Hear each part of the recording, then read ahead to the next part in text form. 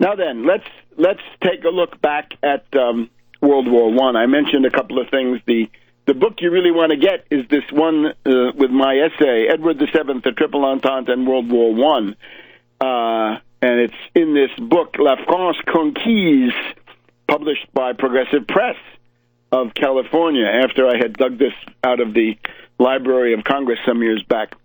In terms of avoiding the war, let's not try to say who brought it on. It was these British Freemasons and a Freemasonic network centered on Edward VII. To avoid the total catastrophe, to avoid the war is one question, 14, 15, 16, and then to avoid the total catastrophe, 1917 to 1918. What could you have done? Well, one way to avoid World War I altogether was the very simple thing that Germany could and should have done, maintain the Bismarck policy of a reinsurance treaty with the Russian Empire. As long as you had Germany and Russia determined not to wage war one against the other, no general European war was possible. And it was Bismarck who had maintained this wise policy. It grew out of the three emperors, or Drei Kaiser Bund, three emperors diplomacy of the 70s, 80s, 90s, and so forth. That is the Rückversicherungs policy, reinsurance.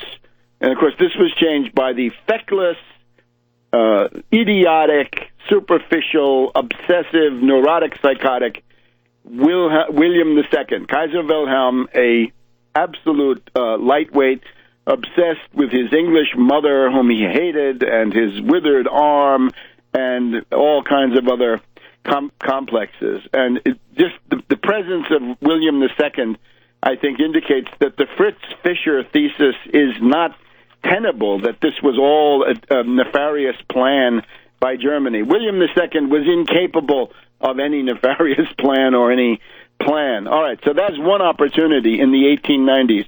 Don't allow the encirclement of Germany by a French-Russian dual alliance. Right? Book about that by George Kennan.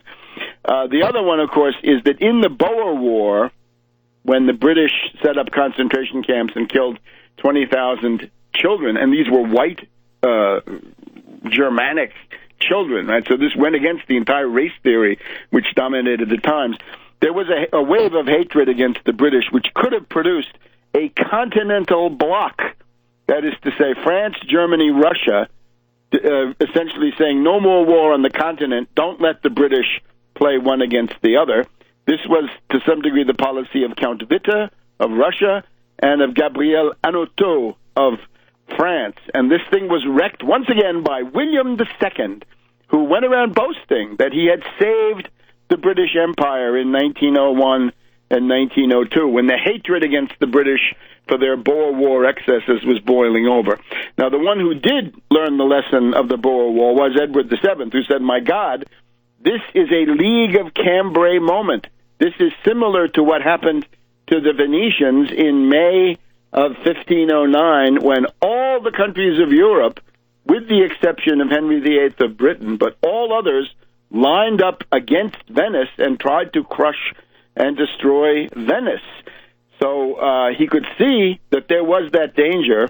So therefore, he immediately began this diplomacy, an alliance with Japan against Germany and Russia in the Far East, then the Entente Cordiale with France, 1903, and then 1907, what was considered impossible, the Entente with Russia. But they had to weaken Russia with the 1905 revolution and the defeat in the Far East. Theodore Roosevelt helping to save Japan from financial collapse by mediating the Russo-Japanese War, because if the Japanese had collapsed, then the Russians might have retaken some of the things that they'd lost. There is this meeting at Björkjö of William II and Nicholas II, where they both pledge to oppose the designs of their evil uncle, right? These are the two doomed nephews, two doomed cousins, both of them nephews of Edward VII, the uncle of Europe, and they tried to essentially restore the old reinsurance treaty. But by that time, the erratic, unstable behavior of William II, and indeed also the unstable behavior of Nicholas II, meant that the bureaucracy, the German bureaucracy wouldn't trust the Russians, and the Russian bureaucracy wouldn't trust the Germans.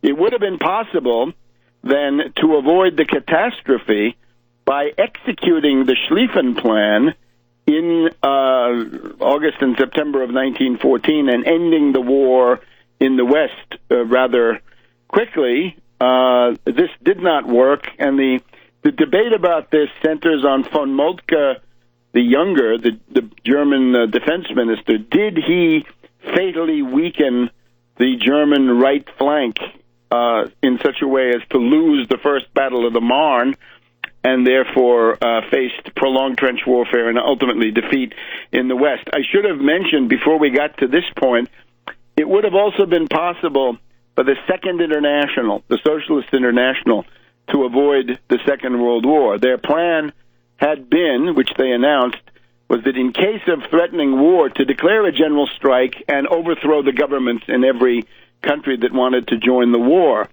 The one leader of the Second International who wanted to implement that plan is, I would say, Jean Jaurès. But Jean Jaurès was assassinated shortly after the Archduke was assassinated in the first days of the war. The other possibilities for ending the war, once it had gotten going, Benedict XV of the Vatican tried to mediate a peaceful solution, an end to the war, and the Emperor Charles of Austria, Karl, the one who came to the throne after Franz Joseph died, and since Franz Ferdinand was dead, he became the emperor. He tried to end the war. This is in 1916 and into 1917. Didn't work. Another possibility, Woodrow Wilson could have told everybody, I'm not coming into your war, make peace. And that would have meant making peace in 1916 or 1917. But Woodrow Wilson, of course, was a pro-British warmonger. So we'll see you next week on World Crisis Radio.